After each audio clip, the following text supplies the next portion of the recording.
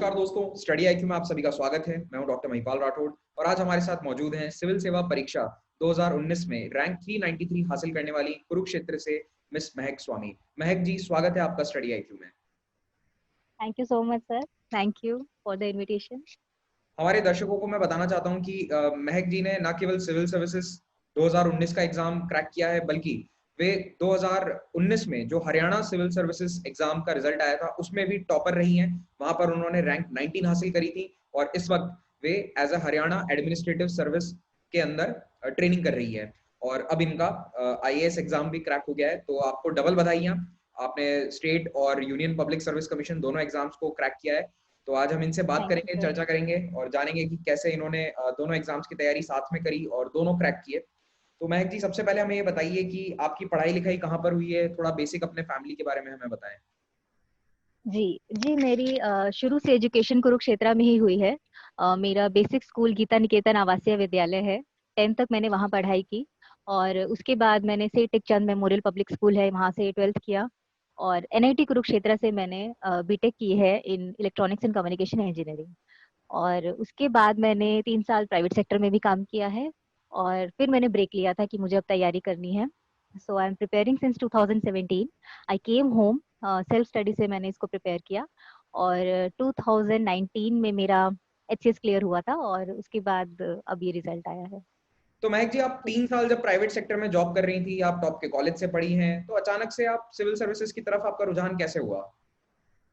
जी जी, मुझे लगता है जब हम 2-3 साल प्राइवेट सेक्टर में जॉब कर लेते हैं तो तब हम सभी लोग, मेरे आसपास के लोग भी, हम सब लोग ये सोचने लगते हैं कि आगे क्या करना है। कोई एमबीए के लिए जाता है, कोई अब्रॉड में मास्टर्स करने के लिए जा रहा था उस टाइम पे। तो मैंने भी सोचा मुझे क्या करना है। मैंने सारे ऑप्शंस को एक्सप्लोर किया, काफी सोल सर्चिंग की, बट मुझे लगता था कि अगर मैं एमबीए या मास्टर्स करती तो इसी लाइन में सॉफ्टवेयर सॉफ्टवेयर की फील्ड में ही आगे बढ़ती, जो कि उतना इंटरनली मेरे लिए सेटिस्फैक्ट्री नहीं था। तो और एक चीज जो है मुझे काफी अफेक्ट करती थी कि जैसे हम बच्चों को देखते थे भीख मांग रहे हैं या नंगे पैर हैं, तो मुझे ये चीजें लगता था कि कहीं ना कहीं ऐसा काम करना है। बचपन से भी शायद मेरा सोशल साइंसेज ह्यूमैनिटीज की तरफ इंटरेस्ट ज्यादा था, but I don't know why मैंने नॉन मेडिकल ले लिया था। तो सिविल सर्विस के बारे में मैंने काफी कुछ पढ़ा और मुझे लगा कि इसमें मेरी जो स्टडीज भी और साथ ही साथ जो मेरा काम करने का मुझे आगे मौका मिलेगा वो एक तरह से बैलेंस हो जाएगा और जो मैं करना चाहती हूँ शायद मैं वो कर पाऊँ। और और यकीन मानिए, जब मैं इस एग्जाम की प्रिपरेशन कर रही थी तो मुझे जो ह्यूमैनिटीज में इंटरेस्ट आया, मुझे काफी रिग्रेट फील होता है कि मैंने 11th 12th में वो सब्जेक्ट्स नहीं पढ़े। तो वो जर्नी भी एनरिचिंग थी और फाइनली जो इसका आउटकम है, जो कि मैं एचसीएस में देख रही हूँ कि हम काफी कुछ कर सकते हैं एडमिनिस्ट्रेशन में आने के बाद। तो बस ये सब चीजें साथ साथ आती रही और मैं इस लाइन में आ गई, which is very good for me and okay. Thankfully. तो आपने जब जॉब छोड़ा 2017 में, तो उसके बाद आपने ये नहीं सोचा कि मैं कोचिंग ज्वाइन कर लूं या फिर कहीं जाकर प्रिपरेशन करूं? आपने पूरी तरह से सेल्फ प्रिपरेशन का मन कैसे बनाया? जी जी, मैंने बहुत सोचा। डेफिनेटली उस टाइम पे ये क्वेश्चन बहुत बड़ा क्वेश्चन होता है कि हम कोचिंग लें या सेल्फ स्टडी से करें। तो मेरे साथ के कुछ बैचमेट्स, कॉलेज मेट्स इसकी तैयारी में जो कर रहे थे, उन्होंने मुझे बताया कि अब पैटर्न चेंज हो चुका है यूपीएससी का, और स्पेशली अब ऑनलाइन चीजें काफी अवेलेबल है, आपको रिसोर्सेज भी मिल जाएंगे, आपको लेक्चर्स मिल जाएंगे, जैसे यूट्यूब एक बहुत बड़ा रिसोर्स है आज की डेट में। तो मैंने बस उस एडवाइस को मान लिया कि ठीक है, सेल्फ स्टडी से हो जाएगा। सेकेंडली मेरा बहुत मन था कि मैं एक ही अटेम्प्ट में करूँ इसको। तो मैंने सोचा अगर मैं कोचिंग लूंगी तो 1 साल तैयारी करूंगी, फिर नेक्स्ट ईयर एग्जाम दूंगी। मैं वो टाइम नहीं लेना चाहती थी, तो मैं घर आ गई कि ठीक है, सेल्फ स्टडी करके देखते हैं। And it prove fruitful. मुझे कभी नहीं लगा कि कोचिंग की जरूरत थी, तो अच्छा रहा। ओके। तो आपने जब सेल्फ स्टडी की ठानी, तब आपने कोई मेंटोर से सहायता ली? कोई आपको गाइड करने वाला था या फिर आप पूरी तरह से इंटरनेट पर निर्भर थी स्ट्रैटेजीज के लिए, बुक लिस्ट के लिए? आपने मतलब शुरुआत कैसे करी इसकी तैयारी की? हाँ जी जी, मैं इंटरनेट पर ही निर्भर थी। पता नहीं क्यों मैंने बात नहीं की किसी से। इतने ज्यादा सीनियर से मैं जानती भी नहीं थी उस टाइम पे किसी को। तो मैंने इंटरनेट का की सहायता ली। Insights on India and IAS Baba, I think उस टाइम पे ये दोनों साइट्स नई नई आई थी। उस पे मैंने काफी टॉपर्स के इंटरव्यूज पढ़े कि वो कैसे स्टार्ट करते हैं, क्या करते हैं। तो वहां से मेरी जर्नी स्टार्ट हुई और विद टाइम मैंने यूट्यूब को एक्सप्लोर किया, गूगल मैंने बहुत ज्यादा यूज किया। मतलब मैं सिर्फ टॉपिक लिख के आगे यूपीएससी लिख देती थी, जो कि मैंने किसी टॉपर की स्ट्रैटेजी से ही अपना लिया था। तो मैं ऐसे करके, मैंने मुझे जो भी टॉपिक लगता था कि ये टॉपिक मुझे नहीं आता है, तो मैं ऐसे कर लेती थी। तो गलतियां भी बहुत सारी हुई, मेरे सोर्सेज गलत चूज किए गए मुझसे, मुझे नहीं पता था उस टाइम पे कि स्पेक्ट्रम मॉडर्न हिस्ट्री के लिए पढ़ते हैं, जो मैंने आज तक नहीं पढ़ी है। तो ठीक है, गलतियां भी हुई बट उनसे सीखा, आगे बढ़े और फाइनली अच्छी रैंक आई मेरी। तो आपका 2018 जो था वो पहला सीरियस अटेम्प्ट था, राइट? 2017 मैंने 16 में जॉब के साथ ही एक बार दे दिया था, और okay 17 18 and 19, so this was my fourth attempt जिसमें मेरी रैंक आई। और 17 18 and 19 all three were very serious attempt. Okay. तो 17 18 अटेम्प्ट्स इनमें आप कहाँ तक पहुंच पाए, कहाँ तक सफलता मिली आपको? मेरा मेंस नहीं होता था, प्रीलिम्स हमेशा हो जाता था, बट मेंस मेरा एक ऐसे बोन ऑफ कंटेंशन या क्या बोले, मतलब बीच में से अटक गया था कि मेंस ही नहीं क्लियर होता था। इवन मेरे मेंस में जो कट ऑफ से भी मार्क्स हमेशा 20 और 30 यही रहता था। तो कुछ तो गलती मैं कर रही थी मेंस में, जो कि मैंने कोशिश की इस अटेम्प्ट में सुधारने की, तो मेंस नहीं होता। तो प्रीलिम्स के लिए आपने जो कॉमनली फॉलोड बुक लिस्ट होती है, जो अमूमन आपको इंटरनेट पर टॉपर्स की स्ट्रैटेजी में मिलती है, आपने वही फॉलो करी, या फिर आपने जो आपने गलतियां क्या करी थी, बेसिकली मैं ये जानना चाहता हूँ बुक लिस्ट के मामले में, ये हाँ, हमें बताइए। हाँ, आई थिंक सबसे बड़ी गलती बुक लिस्ट की ही मेरी सबसे रही, सोर्सेज। जैसे कि मैंने क्या किया, मुझे अगर किताबों से, क्योंकि मैं मेरा किताबों से बहुत दिन तक लिंक छूटा हुआ था, मैंने बीच में जॉब की, इंजीनियरिंग की। तो जब मैं वापस आई तो कई बार मुश्किल होता था कि किताब से पढ़ने का। तो मैं क्या करती थी कि वीडियोस के थ्रू पढ़ना मुझे अच्छा लगता था। जैसे मैंने मृणाल से इकोनॉमिक्स की, मृणाल से ही ज्योग्राफी, मृणाल से ही हिस्ट्री।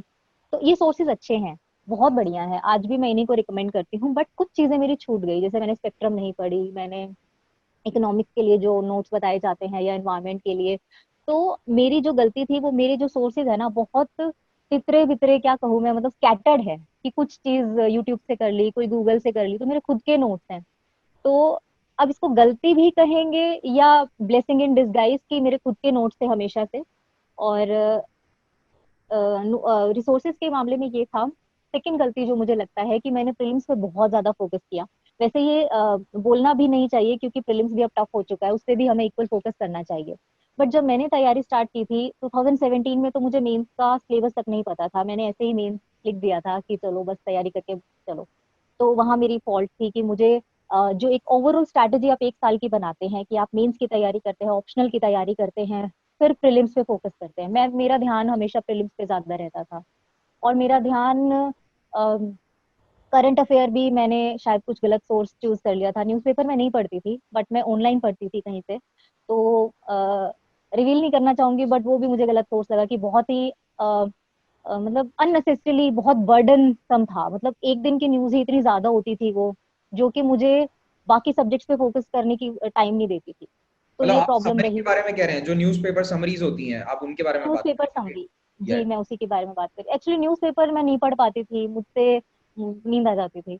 तो मैंने समरी पढ़ना समरी पढ़ना, वीडियोस देखना, यही मेरा सोर्स रहता था। बट उसमें भी हमें अब उस टाइम तो पता नहीं होता था, ऐसा लगता था सब चीज इंपॉर्टेंट है, अगर ये साइट ऐसे लिख रही है तो ये इंपॉर्टेंट है। बट मुझे वो लगता है ओवरली बर्डनसम था। तो आज मैं वो रिकमेंड नहीं करती कि वो चीज ना करें। जैसे जैसे आज की डेट में ना, मैं आपको बताती हूँ, आईएएस बाबा का डेली न्यूज एनालिसिस आता है, बहुत अच्छा आता है, मुझे लगता है शॉर्ट एंड क्रिस्प, अच्छा लगता है मुझे वो। तो ऐसे ही मेरे जो यही प्रॉब्लम्स थी, कुछ मेंस की आंसर राइटिंग मैंने नहीं की थी, another big problem. Then optional की तैयारी मैंने नहीं की थी, मेंस ऐसे ही लिख दिया था 2017 में। तो ये कुछ प्रॉब्लम्स हैं जो मुझे नहीं पता थी उस टाइम पे, और गलतियां हुई मुझसे। ओके। तो मेंस की अगर मैं बात करूं, आपने लगातार तीनों अटेम्प्ट में अपने मेंस लिखा है, हाँ तीन जी। बार आपने लगातार मेंस लिखा। तो मेंस के लिए एक हाँ तो जी। आपने नोट्स बनाए, सेल्फ नोट्स बनाए, हाँ फिर जी। क्या आप उन्हीं से रिवीजन करती थी, या फिर और दूसरे मटेरियल्स पर भी आपकी निर्भरता थी, यानी कि अपने नोट्स के अलावा कुछ और सोर्सेज भी आपने फॉलो किए, या फिर सिर्फ अपने नोट्स को फॉलो किया, उन्हीं से रिवाइज किया? जी मैं कोशिश करती थी कि मेरे नोट्स, मान लो मुझे कोई और सोर्स भी पढ़ना है ना, तो मैं उसको अपने नोट्स में इनकलकेट कर लूं। जैसे कि मैं टेस्ट सीरीज अगर लगाती थी, मेंस की मैंने टेस्ट सीरीज लगाई, तो उसमें मान लो कोई क्वेश्चन है और उनकी जो सिनॉप्सिस आ रही है, उसमें कुछ पॉइंट ऐसा है जो मुझे काम का है, तो मैं उसको अपनी आंसर शीट पे ही साइड में, जैसे क्योंकि वो बॉक्स होता था, बॉक्स के दोनों तरफ जगह होती थी, वहीं पे लिख लेती थी। तो वो मेरे नोट्स हैं एक तरह से, वो क्वेश्चन पेपर, वो आंसर शीट ही मेरे नोट्स हैं। ऐसे ही प्रीलिम्स का मैंने कोई क्वेश्चन पेपर लगाया, तो साइड में ही उसमें वो चीज लिख ली जो मुझे नहीं आती थी या जो मेरी गलत हो गई। उससे क्या होता था, जब मैं रिवाइज करती थी ना, तो प्रीलिम्स और मेंस दोनों में पहले तो मुझे ये पता था मैंने क्या अटेम्प्ट किया था, मैंने क्या लिखा था और फिर उसमें क्या लिखना चाहिए था, ये चीज ऐड ऑन हो सकती थी। तो रिवीजन करते हुए ना वो डबल कि अपनी गलती भी याद आ जाती थी ताकि वो हम रिपीट ना करें, और अपना वो भी हो जाता था। तो ये ओके। जीएस और एथिक्स पेपर के लिए आपने क्या प्रिपरेशन करी, स्पेशली रिगार्डिंग स्टडीज? हाँ, इसमें ना मुझे लगता है कि जीएस4 मेरा वीक पार्ट भी था। मेरे मार्क्स इसमें आई थिंक फर्स्ट 2017 में तो कुछ 80s में आए थे और नेक्स्ट अटेम्प्ट में भी कम ही थे। तो मैंने इसमें क्या किया, एग्जाम्पल्स बोलते हैं कि एग्जाम्पल्स बहुत सारे लेके आओ। तो एक Shreyas Shreyas Kumar, 4th rank last year, उन्होंने ना सैंपल नोट्स शेयर किए थे। उसमें उन्होंने ना जैसे अगर वो डेफिनेशन, जैसे ये तो सबको पता है कि एथिक्स का सिलेबस उठाओ, डेफिनेशन लिखो, एग्जाम्पल लिखो। एग्जाम्पल लिखो पर्सनल लाइफ से, प्रोफेशनल लाइफ से, लीडर्स की लाइफ से, या फिर सिविल सर्वेंट्स की लाइफ से, हिस्ट्री से। तो अब मैंने क्या किया था, उनके नोट्स मैंने देखे कि बहुत छोटी छोटी डेफिनेशन होती थी, जितनी छोटी वो कर सकें। तो मैंने भी वही सोचा कि मुझे भी छोटी छोटी डेफिनेशन करनी है। और एग्जाम्पल जैसे ये डाइवर्सिफाई मैंने किया कि मुझे हिस्ट्री से, जैसे कि इंडियन हिस्ट्री की हम भूल जाते हैं, हम प्लेटो सोक्रेटिस को ही कोट करते रहे, व्हाई नॉट राम कृष्णा। मतलब मैंने कोशिश की अपनी हिस्ट्री को भी इसमें इनकलकेट करने की। तो मैं कैरेक्टर्स याद करती थी, क्योंकि मैं कुरुक्षेत्र से हूँ, वैसे भी मैंने महाभारत भी पढ़ी है, सबने पढ़ी होती है वैसे।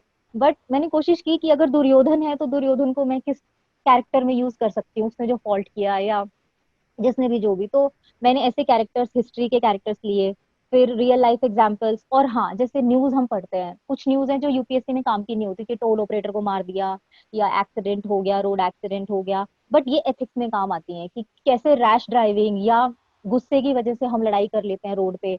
तो ये एग्जाम्पल्स ना मैंने मेंटली नोट करने शुरू करे। तो ये टोल ऑपरेटर हो गया, या रात को गाड़ी चलाते हुए रेड लाइट का ध्यान रखना, ये सब चीजें ना मैंने बस मेंटली नोट करनी शुरू की, कॉपी में भी लिख लेती थी।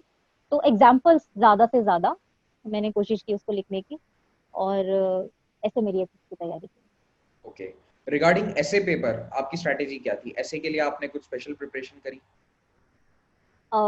जी कोशिश की थी, बट ऐसे अगेन मेरा वीक पार्ट, ऐसे भी मेरा वीक पार्ट है। और इसमें मैंने बहुत सारी वीडियोस देखी, और पता नहीं शायद मैं एंड तक, आई डोंट नो मेरे को ये सही आया कि नहीं ऐसे करना। इसमें मैं वही कोशिश करती थी कि मेरे पास एक्चुअली ना कंटेंट हमेशा होता था, कि मुझे पता होता था इसमें क्या लिखना है। बट और मैं शुरू भी ठीक कर देती थी, बट बीच में आते आते ना फ्लो टूट जाता था, और एंडिंग में गड़बड़ हो जाती थी टाइम कंस्ट्रेंट्स की वजह से। तो इसमें मुझे लगता है दो चीजें बहुत इंपॉर्टेंट है, कि आपका जो कंटेंट है उसको आप स्ट्रक्चर अच्छे से कीजिए। क्योंकि अगर आपने जीएस 1 2 3 4 की तैयारी की है तो आपका कंटेंट कभी कम नहीं पड़ेगा। अब तो उसको स्ट्रक्चर करना बहुत इंपॉर्टेंट है। सेकेंडली, टाइम का ध्यान रखना बहुत इंपॉर्टेंट है, कि आपको 1.5 घंटा मिलेगा एक ऐसे के लिए। तो आप कोशिश कीजिए कि विद 15 20 मिनट्स आपका स्ट्रक्चर हो जाए, और बाकी पार्ट में आप उसको खत्म करें। और एंड पे स्पेशल फोकस होना चाहिए, क्योंकि दैट इज वेयर आपके मार्क्स दिए जाएंगे, जो कि मुझसे हमेशा गड़बड़ होती थी। तो ऐसे की प्रैक्टिस बहुत इंपॉर्टेंट है। मुझे लगता है ये शायद इस अटेम्प्ट में भी ये मेरी, अभी तो मार्क्स नहीं आए हैं, शायद ये गड़बड़ हुआ हो, बट ऐसे को इग्नोर नहीं करना चाहिए। मेरी एडवाइस ये रहेगी कि आप ज्यादा से ज्यादा ऐसे प्रैक्टिस कीजिए, क्योंकि इतने सारे कंटेंट को 1000 वर्ड्स में लिखना with in time is a challenge. तो इसमें स्पेशल फोकस की जरूरत है। क्या आपने कोई मॉक टेस्ट दिए थे फॉर मेंस? जी जी, मेंस में मैंने विजन आईएएस की टेस्ट सीरीज ज्वाइन की थी, एंड मुझे काफी अच्छी लगी। नॉट जस्ट कि वो आपको क्या चेक करके आपके मार्क्स क्या दे रहे हैं, उस पर ध्यान ना देके आपको ये ध्यान रखना चाहिए कि क्या आपने टाइमली पेपर कंप्लीट किया। क्योंकि अगर आप टेस्ट नहीं लिखेंगे ना, आप एक दो आंसर 6 7 मिनट में लिखना इज नो बिग डील, आप लिख सकते हैं। पर जब आपको 3 घंटे में 20 सवाल लिखने हैं, that is the real challenge. तो काफी इंपॉर्टेंट है मेंस की टेस्ट सीरीज, कोई भी लगाइए, बट उसको बहुत शिद्दत से लगाइए। कि आप जब टेस्ट सीरीज लिख रहे हैं ना, तो जो सिनॉप्सिस टीचर दे रहा है या जो कमेंट दे रहा है, हर चीज दिल पे भी नहीं लगानी है। पर उसको ध्यान देना है कि हाँ, अगर वो सही कह रहा है। कई बार क्या होता है सिनॉप्सिस में ऐसे छोटी छोटी लाइनों में इंट्रोडक्शन आ जाता है, कि उसमें कॉन्स्टिट्यूशन का आर्टिकल भी आ गया, और आपका क्वेश्चन भी बहुत अच्छे से स्टार्ट हो गया, या एंड अच्छे से दे रहा है, तो make a note of it. ठीक है, तो मैं ऐसे करती थी कि नोट्स बना लेती थी वहीं पे। और टेस्ट सीरीज मतलब आई थिंक प्रीलिम्स में भी और मेंस में भी मेरा बिगेस्ट सोर्स टेस्ट सीरीज ही रहा, जो कि काफी इंपॉर्टेंट है। ओके। ओके। अब हम बात करते हैं ऑप्शनल की। तो आपका ऑप्शनल सब्जेक्ट क्या था? Why did you choose it and how did you prepare for it? Okay, so I have chosen political science and international relations। और इसको मैंने चूज क्यों किया था, क्योंकि मैंने अपनी पढ़ाई लक्ष्मीकांत से स्टार्ट की थी। जब मैंने पढ़ाई स्टार्ट की थी, जब मैं जॉब भी कर रही थी, और मुझे पॉलिटी में काफी इंटरेस्ट आया, एंड मुझे इंटरनेशनल रिलेशंस में भी, क्योंकि मुझे ऐसा लगता था मुझे कुछ पता ही नहीं है कि क्यों मुझे चाइना के साथ अपने रिलेशंस अच्छे करने हैं। और जब मैं इसके बारे में पढ़ने लगी, न्यूज़ देखने लगी, तो मुझे अच्छा लगा, इंटरेस्टिंग लगी ये चीज़ मुझे, डिप्लोमेसी। तो मुझे लगा मुझे ये सब्जेक्ट ले लेना चाहिए। तो मैंने PSIR चूज किया था, और इसमें मैंने शुभ्रा मैम के नोट्स खरीदे थे, और बहुत अच्छे नोट्स हैं, और उन्हीं को मैंने बार बार रिवाइज किया। सेकंड थिंग जो मैंने इसके लिए की थी, राज्यसभा टीवी पे बिग पिक्चर डिबेट्स और इंडियाज वर्ल्ड, दो चीजें हैं जो जिसमें बहुत अच्छे स्कॉलर्स आते हैं। तो मैम के नोट्स के साथ मैंने एड ऑन किया कि अगर प्रेजेंट डेट में ये स्कॉलर्स ऐसे कह रहे हैं तो ये क्या कह रहे हैं। और जब मैं वीडियो देखती थी ना, तो मुझे याद भी हो जाता था, जैसे कुछ एम्बेसडर्स, प्रीवियस एम्बेसडर्स, या फिर कुछ स्कॉलर्स थे जिनके नाम और शक्लें मुझे याद हो गई थी। तो मुझे रट्टा नहीं मारना पड़ता था, मुझे ऑटोमेटिकली पता होता था कि इसमें पॉजिटिव किसने कहा होगा टॉपिक पे, नेगेटिव किसने कहा होगा। तो वहां से मेरी आंसर राइटिंग। और लकीली ऑप्शनल में, चाहे मैं तैयारी मेरी पहले कम थी फिर अच्छी भी हुई, और मेरे मार्क्स अच्छे आते थे ऑप्शनल में। ओके। तो this was my strategy. Okay, तो आप क्या सजेस्ट करेंगे कि ये ऑप्शनल फ्यूचर में जो इंजीनियरिंग बैकग्राउंड से आते हैं वो ले सकते हैं ऐसे एस्पिरेंट्स? जी बिल्कुल ले सकते हैं, बशर्ते कि इंटरनेशनल रिलेशंस और पॉलिटिक्स उनको थोड़ी अच्छी लगे, इंटरेस्ट हो इन चीजों में। बट मुझे लगता है कि ये ह्यूमैनिटीज के सब्जेक्ट्स ऐसे हैं ना, जब आप इनको पढ़ने लगते हैं ना, और अगर आप इनको अच्छे से विद बैकग्राउंड पढ़ते हैं, तो आपका इंटरेस्ट ऑटोमेटिकली बनता है, हर सब्जेक्ट में बनता है। तभी तो इतने इंजीनियर्स निकलते हैं, क्योंकि पढ़ना तो सब कुछ ही पड़ता है। तो मुझे ये सब्जेक्ट बहुत इंटरेस्टिंग लगता है, क्योंकि बहुत डाइवर्स है। मतलब इतना, अब इसको नेगेटिव भी ले सकते हैं कि बहुत सारा सिलेबस है, पर इतना डाइवर्स है और इसमें आपको इतना कुछ एक्सप्लोर करने को मिलता है कि कौन क्या कह रहा है। अगर कोई चीज, कोई भी डिबेट है, तो उसके प्रोज एंड कॉन्स, जब आप पूरा फुल सर्कल उसका देखते हो, करंट अफेयर से बहुत ज्यादा लिंक्ड है। मतलब इंटरनेशनल रिलेशन तो ऐसा सब्जेक्ट है कि अगर आप सिर्फ IR के करंट अफेयर भी कर जाओगे, तो भी आप काफी काफी ज्यादा सिलेबस आपका ऑलरेडी कवर हो गया है।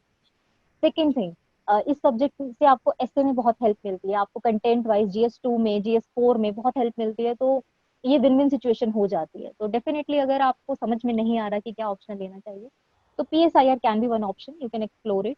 और एक चीज और मैं सजेस्ट करूंगी, जैसे यूट्यूब पे अगर किसी टॉपर ने इसकी स्पेशल स्ट्रैटेजी डाली है, तो आप उसको जरूर देखिए, ताकि आपको एक ब्रॉड व्यू मिले कि एक ऑप्शनल में क्या क्या पढ़ना चाहिए, कैसे पढ़ना चाहिए। तो आप देख सकते हैं। हम तो चाहेंगे कि आप ही एक स्पेशल स्ट्रैटेजी बनाएं, चलिए उसके बारे में हम बाद में बात करते हैं। वैसे एक सवाल और है, क्या आप ऑनलाइन सोर्सेज देखती थी? और क्योंकि स्टडी IQ पे मैं हूँ, तो मैं पूछूंगा आपसे कि स्टडी IQ देखती थी या नहीं। सर, व्हेन आपने जो मुझे कॉल किया था, तो आपकी आवाज भी मुझे पहचानी जानी पहचानी इसीलिए लगी थी क्योंकि मैं देखती थी।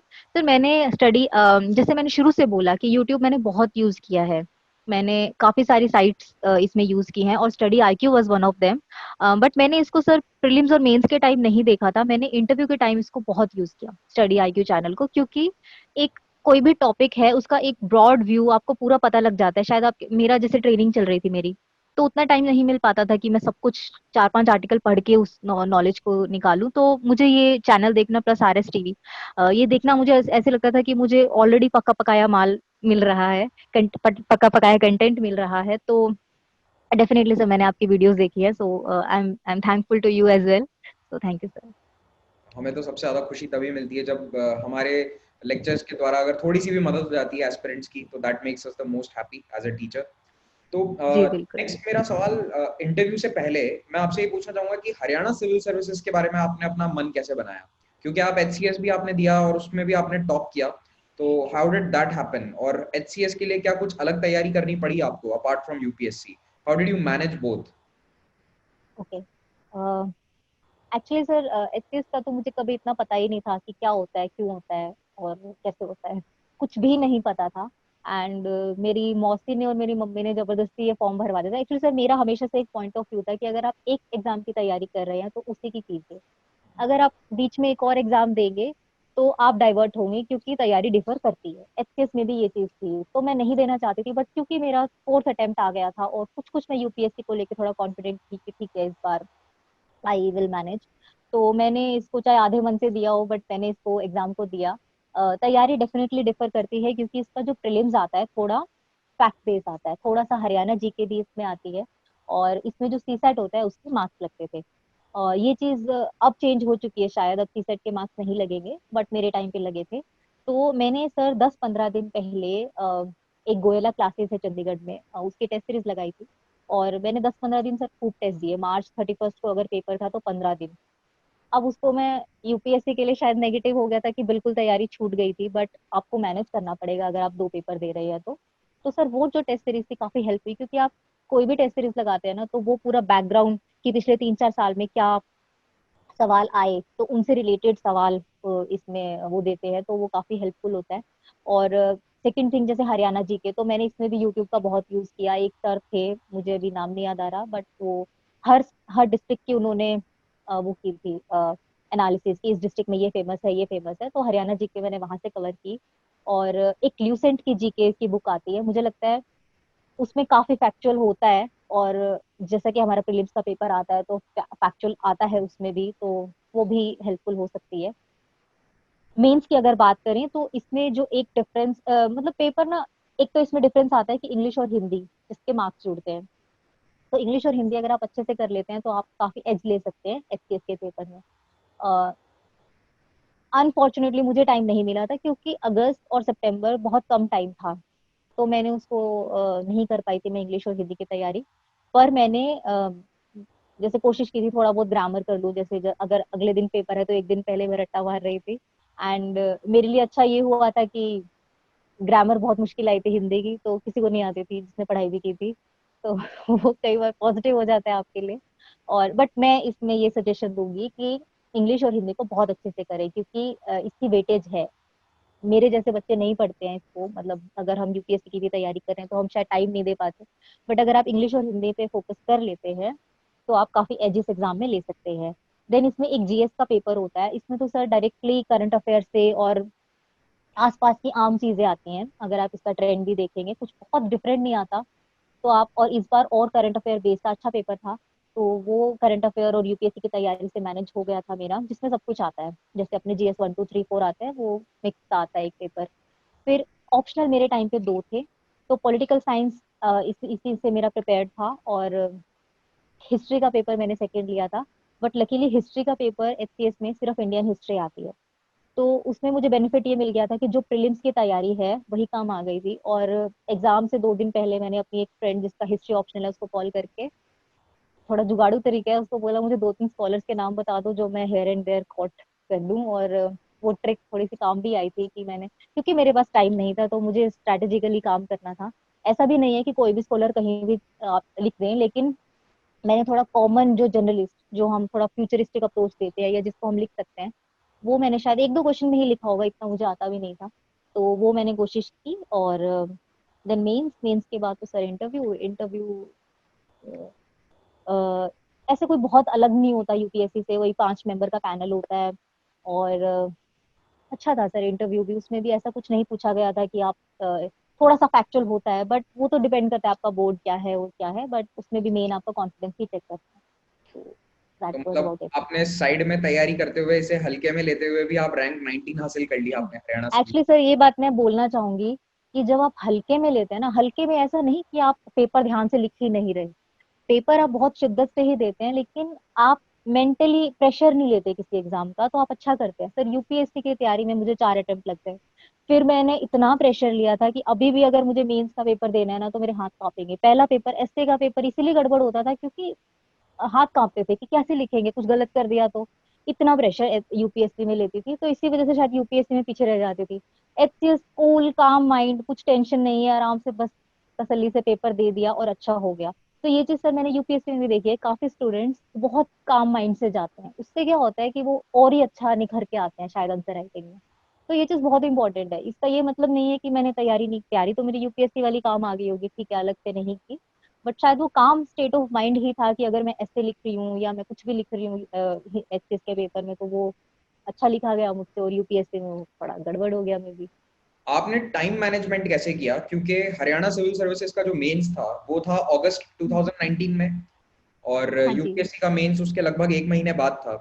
तो आपको हाँ ये जी। नहीं लगा कि आपका यूपीएससी का मेंस कहीं इसके कारण गड़बड़ ना हो जाए या प्रिपरेशन के लिए समय। बिल्कुल, बिल्कुल लगा था सर। ये स्टोरी काफी चर्चित भी रही मेरी कि पेपर देना ही नहीं था, बिल्कुल कैंसिल हो गया था सर। पर वो जो गोयला क्लासेस की मैंने बात की, उनका सर का फोन आया मुझे ऑल दी बेस्ट करने के लिए, और मैंने सर को बोला सर मैं तो जा ही नहीं रही पेपर देने, क्योंकि सर मेरा यूपीएससी बैडली अफेक्ट हो रहा था इससे, और शायद हुआ भी है। मेरा एसए का टाइम था सर। मैंने सोचा था कि जब मेरी पूरी प्रिपरेशन हो जाएगी तो अगस्त में एसए को दूंगी, क्योंकि मेरा वो वीक पार्ट है। वो मैं नहीं कर पाई क्योंकि मुझे इसका देना था। और तो कहीं ना कहीं तो अफेक्ट होता है। अगर आप, मुझे एचसीएस में पॉजिटिव मिला तो हो सकता है मुझे यूपीएससी में उसका खामियाजा बरतना बरतना पड़ा हो। बट ठीक है, जो भी होता है बहुत अच्छे के लिए होता है। तो मैनेज यही होता है सर, अपने जो आपके माइंड है ना, माइंड को कंट्रोल में रखो। मैं हाइपर हो जाती थी कि मेरा तो यूपीएससी छूट जाएगा, ये हो जाएगा, वो हो जाएगा। अपने माइंड को काम रखो। जो भी एग्जाम दे रहे हैं, अगर दो दे रहे हैं तो भी आप बैलेंस बना के चले कि हाँ दोनों के लिए टाइम निकालें। और थोड़ा ज्यादा मेहनत अगर करनी पड़े तो उससे डरे नहीं, करनी चाहिए। Okay okay. जी। यूपीएससी के इंटरव्यू के बारे में मैं आपसे जानना चाहूंगा, आपका ओवरऑल यूपीएससी इंटरव्यू एक्सपीरियंस कैसा था और आपसे किन लाइंस पर मोस्टली क्वेश्चंस पूछे गए थे? Was it based on your डैफ या फिर आपसे कुछ अलग ही तरह के out of the world questions पूछे? ओके। सो नहीं, out of the world questions तो नहीं थे। और उसमें मुझे सबसे पहले तो थोड़ा मेरे प्रोफाइल के बारे में थोड़ा सर ने तारीफ की, थोड़ा मुझे फील गुड कराने के लिए कि जैसे मार्क्स वगैरह अच्छे थे, जॉब अच्छी थी। तो फिर बट फिर उनको लगा शायद मैं अब कुछ नहीं करी, क्योंकि 2016 एंड वाज माय रेजिग्नेशन। और तब तक एचसीएस का रिजल्ट नहीं आया। एचसीएस का रिजल्ट तो आ गया था बट वो मेरे डैफ में मेंशन नहीं था। तो उन्होंने ये कहा तो आप खाली बैठे हो। मैंने कहा नहीं सर, मैं एचएस में अंडर ट्रेनिंग हूँ अभी। तो he was very happy with that. तो उन्होंने मुझसे एक ही सवाल किया कि तो एचएस में फर्स्ट डे आपने क्या सीखा था। बेसिकली जब आप ट्रेनिंग में आए तो सबसे पहले आपने क्या सीखा था, वो लेक्चर याद करो। तो थोड़ा सा मैंने बता दिया था सर उसके बारे में। उसके बाद नेक्स्ट मेंबर थी, लेडी मेंबर थी। उन्होंने पूछा कि आप हरियाणा में काम कर रहे हो और हरियाणा में एक वुमेन इशू जो है बहुत बड़ा इशू है, तो ऐसा क्यों होता है, क्या प्रॉब्लम है कि विमेन इतनी प्रॉब्लम्स और इतनी इनइक्वालिटी फेस करती है। तो उसकी थोड़ी डिस्कशन थी। और उसके बाद उन्होंने मुझे प्रॉम्प्ट किया कि आप क्या करोगे। थोड़ा फ्यूचरिस्टिक इसमें जवाब देना था कि आप क्या करोगे इस प्रॉब्लम को सॉल्व करने के लिए। और सर ज्यादा मैं कई बार बीच में मिस भी कर रही हूँ कुछ, अगर मुझे नहीं याद हो तो। और सर कुछ मुझसे पॉलिटिकल साइंस के सवाल किए थे, जैसे कि एक कोट होता है, power corrupts and absolute power corrupts absolutely, PSIR में। तो वो उसका मुझे बोला कि आप इसको समझा दीजिए ये आसान शब्दों में। और एक उस टाइम पे फ्यूजिटिव बिल आया था, या फ्यूजिटिव क्राइम क्राइम का कुछ चल रहा था। तो वो क्या होता है, कौन से क्राइम फ्यूजिटिव इसमें माने जाते हैं, तो हम क्या करते हैं, एक्स्ट्राडिशन ट्रीटी क्या होती है, इसके बारे में थोड़ा सा था। और इसके अलावा मेरे डैफ से सर मेरी हॉबीज तो नहीं पूछी थी, बट एक बहुत इंटरेस्टिंग सवाल था कि इंडिपेंडेंस डे और रिपब्लिक डे में सेलिब्रेशन में क्या डिफरेंस होता है। तो ये एक्चुअली मैंने कुछ अपने डैफ में ही लिखा था, क्योंकि जब मैं जॉब में थी तो मैं इन एक्टिविटीज में काफी बढ़ चढ़ के पार्ट लेती थी कि मुझे कुछ भी फंक्शन ऑर्गेनाइज कराना है सेलिब्रेशन के लिए, तो मुझे इंटरेस्ट आता था उस चीज में, तो मैं वो कराती थी। वो मैंने लिखा था, तो इसका डिफरेंस उन्होंने पूछा था। और सर मुझे अभी याद नहीं आ रहे हैं। तो बेसिकली ओवरऑल सर बहुत लाइट मूड इंटरव्यू था। स्टार्टिंग में ही सर ने ये कह दिया था कि it will be a conversation. So आपको इंग्लिश में बोलना है, हिंदी में बोलना है, जस्ट फील कंफर्टेबल, सोच के जवाब देना। और इससे मुश्किल तो सर मुझे एचसीएस का लगा था, थोड़ा टेंस एनवायरनमेंट में था। बट इसमें जो है काफी इजी गोइंग था, मतलब they make you feel comfortable. Okay. तो महक जी, आपने हमारे साथ अपनी पूरी जर्नी, अपने एक्सपीरियंस प्लस आपकी जो स्ट्रैटेजी है वो शेयर करी, उसके लिए थैंक यू सो मच। आपने हमारे लिए समय निकाला, आप अभी अंडर ट्रेनिंग है और आपका बिजी शेड्यूल रहता है, वी अंडरस्टैंड दैट, स्टिल आपने हमारे लिए समय निकाला, उसके लिए बहुत बहुत धन्यवाद। एंड मुझे पूरी उम्मीद है कि आप एक बहुत ही बेहतरीन ऑफिसर बनेंगी। एंड मेरे और पूरे स्टडी आईक्यू टीम की तरफ से आपको भविष्य के लिए बहुत बहुत शुभकामनाएं। Thank you so much.